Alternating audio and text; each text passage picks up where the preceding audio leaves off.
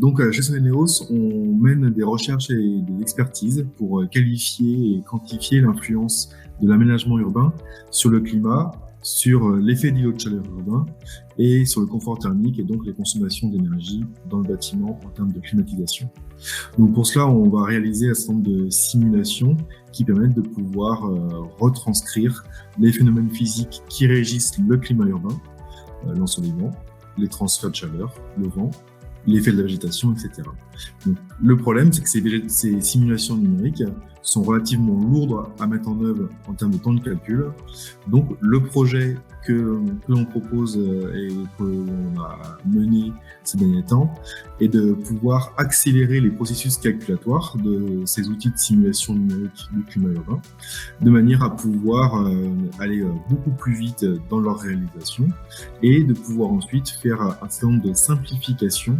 qui permettrait de pouvoir passer des temps de calcul qui sont de l'ordre de quelques jours à l'heure actuelle à des temps de calcul qui seraient, on l'espère, de quelques minutes. Ainsi, on pourrait tester un plus grand nombre de variantes dans les simulations qu'on réalise et donc améliorer l'expertise qui est la nôtre dans l'aide à la conception et à la réhabilitation des quartiers.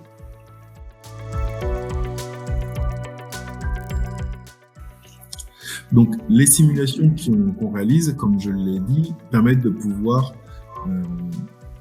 quantifier l'influence de l'aménagement urbain sur le climat à l'échelle du quartier.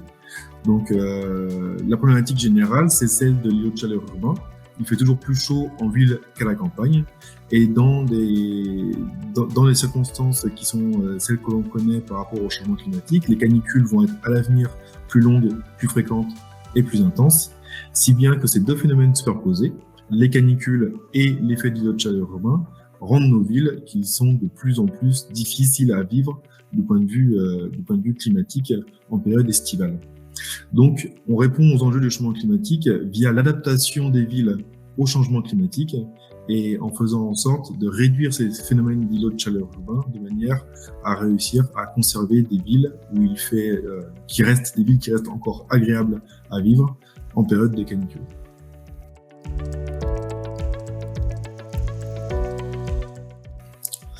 Donc cet atelier bas carbone nous a permis de découvrir les bases théoriques de l'évaluation carbone, de parcourir les différentes ressources qui existent, notamment en particulier celles qui sont mises à disposition par l'ADEME. Donc pour nous, même si on avait quelques connaissances parce qu'on avait déjà sensibilisé à ces choses-là, l'atelier a été particulièrement utile parce qu'il nous permet de pouvoir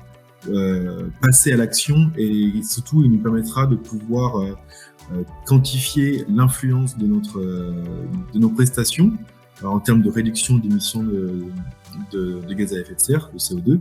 et donc de pouvoir savoir si notre expertise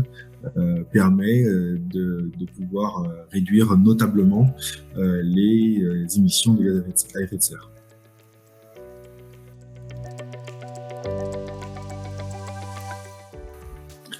Alors, tout d'abord, la labellisation nous apporte évidemment une reconnaissance et une visibilité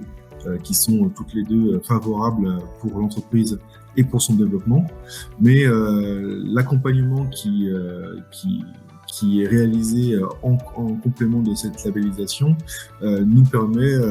d'avoir une aide précieuse dans la structuration de l'entreprise et de ce projet. Et donc, cette aide vient compléter l'accompagnement dont on bénéficie déjà via l'incubateur de l'école centrale Audencia. Donc voilà, ça renforce vraiment l'accompagnement et ça aide à avoir des bases solides pour faire les choix les plus pertinents pour le développement de l'entreprise et du projet.